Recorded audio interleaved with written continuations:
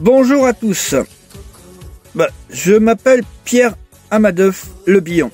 Vous me connaissez sous mon nom, Pierre Amadeuf Le Bihan. Mon nom original, c'est Pierre Amadeuf, famille d'origine auvergnate, fils de pied noir. Donc je suis né en Algérie, j'ai vécu 11 ans au Maroc. J'ai vécu en Chine, j'ai voyagé dans ma vie. Je viens vers vous parce que, j'ai choisi le patronyme de Le Bihan parce que, tout simplement, mon arrière-grand-père, Eugène Le Bihan, ce héros pour moi, ce héros de guerre qui a sauvé entre 20 et 40 000 chevaux de la boucherie qui était la gare 14-18, en les faisant réformer.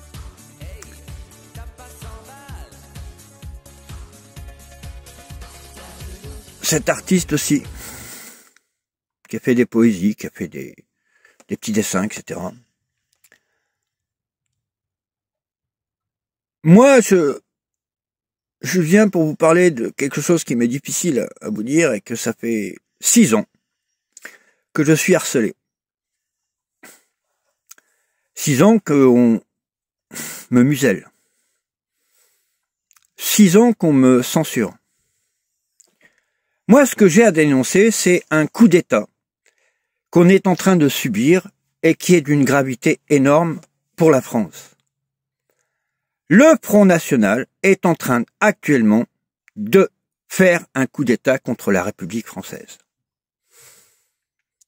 Oui, je dis bien le Front National et ses disciples, sous ses différents... les identitaires, les hémoristes, etc., etc. Ils sont en train de nous voler la démocratie comme jamais on a pu le faire. Ils ont infiltré tout le pouvoir politique français. À savoir, j'ai croisé dans ma vie Monsieur Castaner. Monsieur Castaner m'a avoué à plusieurs reprises avoir toujours reçu et recevoir toujours chaque année la carte du Front National, signée de Papy.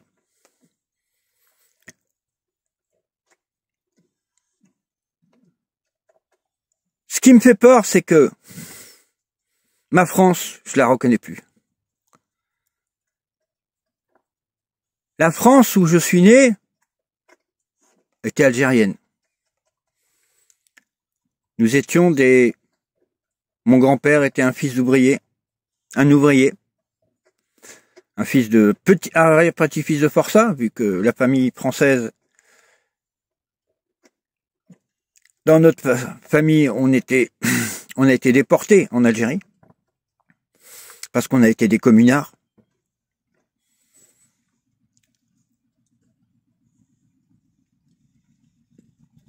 Si on voit tout ce qui se passe là actuellement, moi je crois que pour avoir discuté avec Marion Maréchal Le Pen dans les années 2005-2007, elle a osé m'expliquer ouvertement qu'ils avaient mettre en place la même politique que Hitler a mis en place pour prendre le pouvoir en Allemagne. Mais on va faire une version moderne. La version moderne, on y est. Ils appliquent le nazisme comme jamais personne n'a pu le faire. J'ai porté plainte au parquet national antiterroriste pour dénoncer les agissements qu'il y avait contre moi. Résultat, je vais vous dire, tout simplement, je suis passé devant la justice. Je n'ai plus de permis. J'ai eu 8 mois de prison avec sursis parce que j'ai fait des actions en tant que gilet jaune, des opérations escargot. Les gendarmes n'ont absolument pas respecté la loi et surtout la Constitution française. C'est-à-dire que quand j'étais seul, ou on était à plusieurs, c'est une manifestation spontanée. on m'a arrêté. Alors que quand la loi prévoit que quand quelqu'un manifeste, on n'a pas le droit d'arrêter quelqu'un qui manifeste.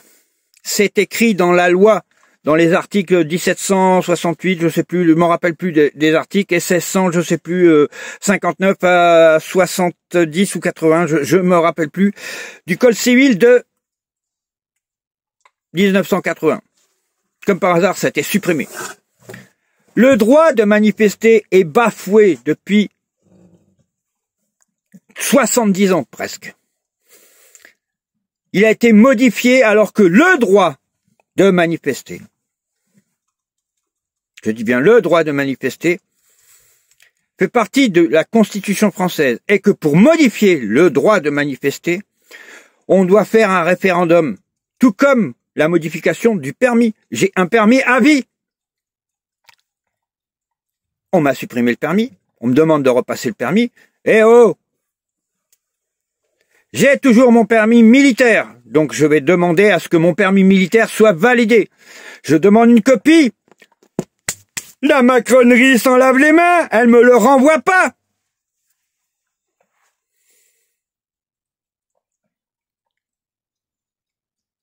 Comme j'ai un statut particulier, je suis toujours gendarme. Je sers toujours la gendarmerie et la nation française. En travaillant pour l'inspection générale de la gendarmerie, afin de compromettre des gendarmes ou des agents des forces de l'ordre compromis. Et secondo, pour la brigade anti-mafia du ministère de l'Intérieur qui regroupe la gendarmerie et la police. Dans mon cas, on est dans quelque chose de honteux. On a essayé de me faire passer pour fou, vu que j'étais un opposant politique. On vient me voir auprès de chez moi, on dit demain on t'arrête, faut l'arrêter, faut l'arrêter, faut l'arrêter, faut l'arrêter. Pourquoi? Parce que j'ai un discours différent de tout le monde. Par contre, on m'a jamais interrogé pour mon discours. J'ai contacté l'inspection générale de la gendarmerie, non. Moi, ce que je trouve scandaleux, c'est que là, politiquement, tous mes procès sont politiques. Et la justice française ne me reconnaît aucun procès politique. Je suis cerné par une mafia, du glyphosate, une mafia immobilière locale. Mon terrain était prévu sur un projet de 10 hectares, qu'il y ait 5 à 6 immeubles de 100 mètres par 40 mètres sur 3 ou 4 ou 5 étages, et je me suis opposé à ça. La mairie m'empêche d'avoir l'électricité, n'empêche d'avoir... Tout est fait pour que je ne puisse rien faire.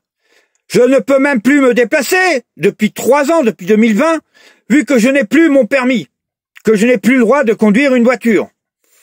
Vivez à la campagne sans permis. D'un autre côté, je suis très content, ça m'arrange beaucoup, parce que vivre à la campagne sans permis, je peux pas aller me faire tabasser à Paris. Désolé, je n'ai pas pu manifester pour la Palestine. Mais je ne peux pas. On est venu me reprocher ça, de ne pas être monté manifester. Pourquoi? Pour aller manifester pour des gens qui ne s'écoutent pas.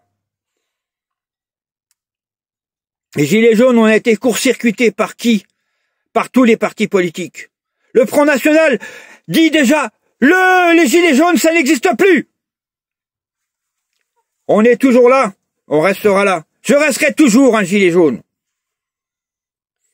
Et je dénonce et j'accuse le Front National de tenter actuellement, par le biais des femmes, un coup d'État nazi.